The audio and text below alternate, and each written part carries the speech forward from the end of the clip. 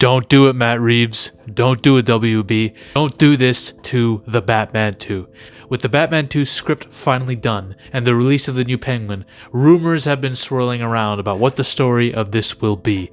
Who's the villain of the Batman 2? And I gotta put an end to all this noise, okay? And tell you exactly what should go down. Me, some random schizophrenic dude with a mask in some house. I don't even know whose house this really is. Batman's villains are some of the most iconic in fiction, period. His rogues gallery. There is one villain that has skyrocketed to immense popularity. Pop culture wouldn't be the same without him. And a few fans probably would love to have him back, I'm sure. I am not one of them. In fact, I think we should do something else instead. The Clown Prince of Crime in Gotham is probably in the top 5 most iconic villains ever. Maybe top 3, maybe even top 2, maybe even number 1. Listen, I love him. Everyone loves him. We can't do this again, guys. We simply cannot do it again. All right? At the end of the Batman, they teased it, right? They teased at that Arkham scene with Riddler and the Joker where Riddler, the main villain of the Batman, becomes Joker's bitch in about 3 seconds. They tease it, even in the deleted scene where there's an extended dialogue scene between the Joker and the Batman. It was great. I loved it. I liked it. Barry Keoghan as a Joker. But listen, guys, time and a place for the Joker. This is not that time. And I don't think we should really make use of that time anytime soon. Now, whenever he's asked about this, he's saying he's very hush-hush about it. Barry Keoghan is very hush-hush about what's happening, right? If nobody knows the plot details about this, but Matt Reeves included the Joker in for a reason. He teased it because eventually he'll want to use it in a Batman movie. I don't like it.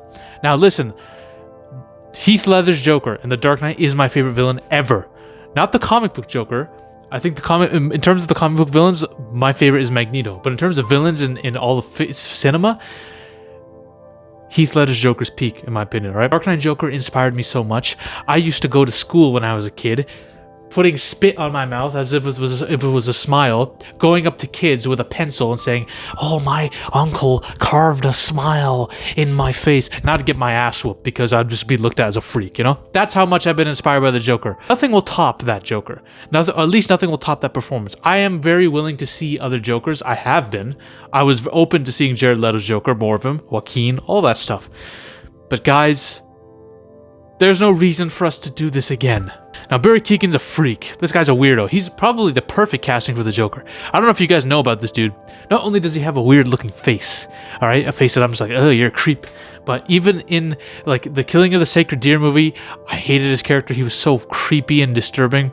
In that Saltburn movie, this dude, the actor himself, wanted to have sex with a coffin or a grave or something, and the director was like, no, we can't do that. That's too much necrophilia. Are you crazy? He's a weirdo. But you need a weirdo to play the Joker. I think it is perfect casting. But guys, listen, we're falling into the Joker trap. Don't fall for this, guys. Don't do it. We're feeling an oversaturation of the Joker. Joaquin's Joker 2 is coming out. He had his Joker in 2019. The Gotham TV show had the Joker. Jared Leto's Joker. In the comic books, we were having like 3 different Jokers in like one freaking universe. Even the Batman, they're creating a Batman Joker variant, the Batman Who Smiles, which is one of the dark metals, you know? Joker is everywhere. And now we have the Joker in this Batman universe. What the hell is going on, guys? Too much Joker. It's getting oversaturated. You're losing the vitality of the character by continuously using and throwing him in it. And this, especially that we have different universes now. The Joker in Joaquin's world is a whole different universe from the Batman's universe, which is a different universe from the DCEU universe, which will probably have James Gunn will have his own Joker in that too. It's getting too much. The Joker 2, I mean, it looks prominently good. I hate the fact that it's a musical. This tells me that they're just trying out new things with the Joker character now. They love the Joker character so much that they're just experimenting him. Oh, we can push the boundaries of this character. Let's do anything with him. It's getting too crazy. And from what I've seen from the reviews, it's apparently not that great. I don't know. Whatever, I'll reserve judgment till I watch it. We're doing too much now. But here's the thing, WB has a safety cushion. Because now whenever they think, oh, we need a plot, we need a story for Batman or a superhero, add the Joker. Just throw the Joker in, people are going to love it, people are going to pay to see it. Because the Joker's a very popular character.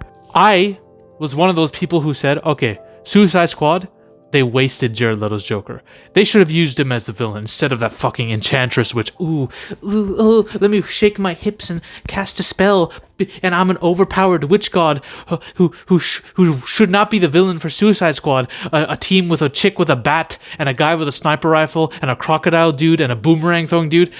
They should have just made the Joker a terrorist and made him a villain for that. And the reason why is I would rather have been him have been a villain for Suicide Squad and have a connection to Harley Quinn than have him be yet again a reused villain for the Batman. Whereas with the Batman, we could have had him fighting villains like Deathstroke. Obviously, that movie never happened and the DCU went to shit and all that. And I'm glad Snyder never got to do a Batman again, but I want to see Batman fight new people. All right? There are other villains in the Rogue Gallery. A lot of them are unhinged.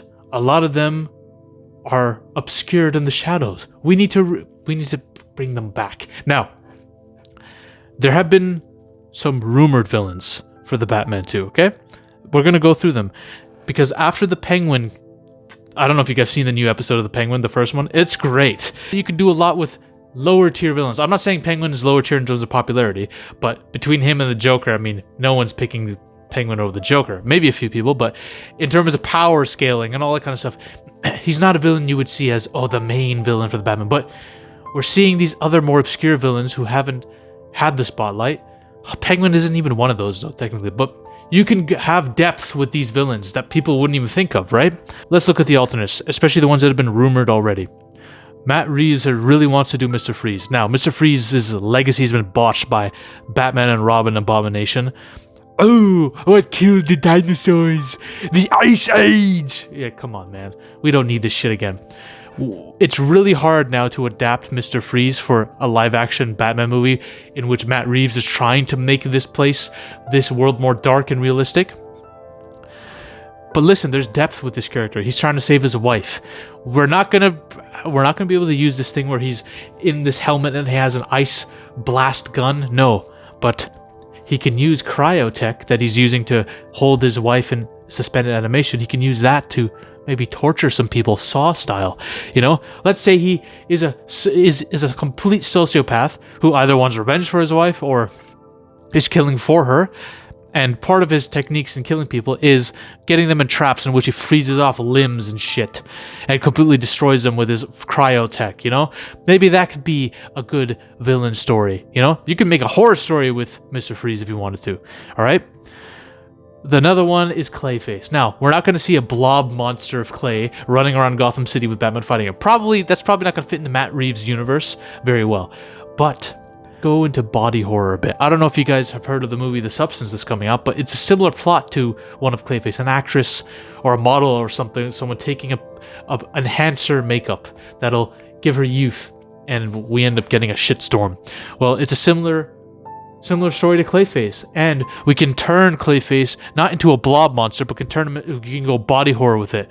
Have this raging, sanity lost psycho with a body morphing enhancer going on a killing spree. That's a really scary plot for the Batman, okay? But I'm gonna be honest, guys. A lot of these villains give me a very villain of the week vibe, I don't know if they are strong enough to maybe hold up an entire Batman movie, because they are half of your movie if they're the villain, right? I think we need to go to a villain that speaks to Gotham, the darker side of Gotham more, in a similar way that Riddler did when he was exposing Gotham. This doesn't need to be Batman versus a solo villain. This should be maybe Batman versus Gotham. And what better plotline to use than one that was slightly teased, or maybe theorized by fans, right? Remember the scene with the rat? The guy, the Rata Alada with the bomb necklace that Batman was trying to save, who was solving riddles. Remember when he was asked about what was happening with the wider conspiracy in Gotham, and he said, it's so much wider and deeper than you ever can expect. They're everywhere. They have people everywhere, right? This gave a lot of vibes. A lot of people were thinking, this seems familiar. Was he just speaking about Carmine Falcone and the renewal thing? Or is there a bigger conspiracy theory? A wider one that involves Gotham's elites? Maybe the rich people of Gotham, everyone is controlling the city. Do we need a supervillain again? Batman versus this guy again? Or do we need Batman versus Gotham? Batman versus the Court of Owls? Ooh! listen, it's been theorized by fans. This is nothing new, right? This has been a rumor that Matt Reeves himself has been asked about. But the reason why this would be better choice than the Joker is this. Now, some people are going to say, this might be too early for that story. Don't we need Robin? Don't we need Nightwing? Don't we need all these other guys in the Bat family to join for the story? I say fuck no. Let's have the Court of Owls anyways. Listen, I want Robin to be introduced in this universe, but listen, he can be in this film. He's not going to turn into Robin in this movie probably, but we can still have the Court of Owls. This is Bruce Wayne's story at the end of the day. In the first movie, he's this emo dude who sits in his own bat cave alone, right? Well, he can start evolving. Let's say the story takes place a couple years after the first, maybe. He can start evolving more into that playboy, billionaire, philanthropist persona because he's trying to get inroads with the wider Gotham community, the elites. Let's say people are going missing. Politicians, blah, blah, blah, random kids. And Bruce himself can't figure this out. So he's like, okay, I need to establish a network with these elites that I hate. I got to become that Bruce persona, the playboy, and act like I'm just this idiot, right? And he starts getting inroads with these guys. He starts getting invites to parties. You've seen Eyes Wide Shut with Tom Cruise. You know what I'm getting at. He starts getting invites to these parties. These parties where people have masks and robes, these rich elites.